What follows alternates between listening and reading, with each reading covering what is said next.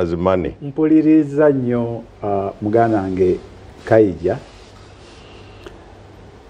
ekintu kye bayita dialogue tekirinaako komo tekirinaako komo nti kiva leero ne kituuka wano ne kiggwawo ensi dialogue terinaako komo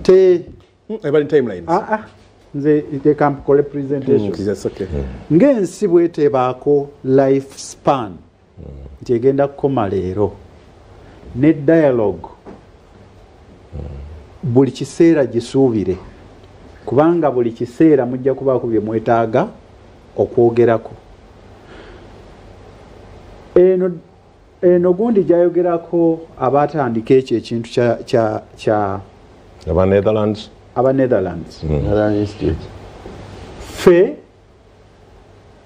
okuteeka ssente ebibiina okubiwa ssente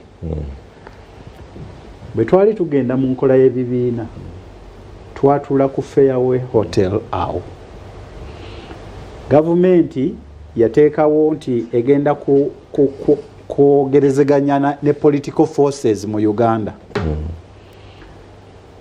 tulabe tuva tutya mu nkola ya movement okugenda mu nkola y'ebibiina by'obufuzi ne wabawo ababoyikotinga mu kiseera ekyo nga bano bwe bakola ne baboyikotinga ne bagamba ffe tetugenda kukola ki kubigendamu ebya referendum si bya referendum tugenda mu political parties olwo tumaze n'okusalawo nti tugende mu bibiina naye tubigendamu tutya referendum ewedde naye tugenda tutya mu nkola y'ebibiina by'obufuzi ne tutuula emyezi 6 ku Fairway Hotel buli lunaku okuva ku makya mpaka waggulo kiro gye bayita National Consultative bagitanga Government and Political Forces Consultation kati yatulawo okumala emyezi 6 nga kumpi eringa parliamenti ne tutunulira constitution yonna okukawayiro ku kawayiro okujjamu ebitakwatagana na nkola ya bibiina tuteekemu ebyebibiina bagenda okutuula bakyusiza ekisanja bwe mba mujjukire nti bakyusa obuwayiro 187 mu constitution eyo omulundi ogwo omnibus gye bayita omnibus ebyo byonna nga bwe twabiteesa bwe babireeta bukolokolo ne babiyisaawo nga omnibus mwe tuleetera ebirowoozo ebyokuwa ebibiina ssente ebibiina okuva emabega baali tebabiwa ssente muzi gavumenti ziri ezaayita nga tebabiwa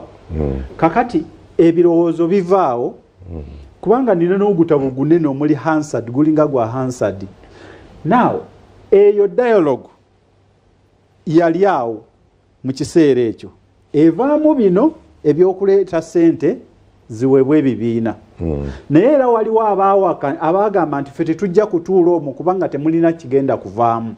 The one looking at our iPod tennaba nakujja sente ezo zizze mu bibiina constitution si constitution biva mu dialogue ne biyingira mu constitution kubanga mu constitution parliament yalimu wa NRM nga bebasingamu obungi baali basobola n'okubigaana nti tebijja kuyita naye byava eri mu dialogue ne biryoka bijja eno ne biyita kakati ababyeyagaliramu olwaleero tebajjukira nti byava mu kukakkana ne wabaawo abateesezza eno dialogue kaakati eyogerwako abaana aba opposition 76 baateebwa nga naye decision evudde mu summit eyasembayo ng'eno gye twabaddemu nga tennabaawo nga ffe tetunnayingira summit ya iPod ye yaleetera abaana okuteebwa 76 baabata mulundi gumu. Is that so? That is very correct.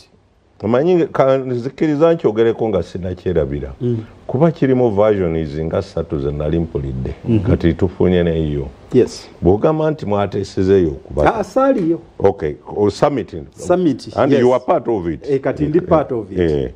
Kati weba nti summit eyo yabateesa ne bata. That's one version.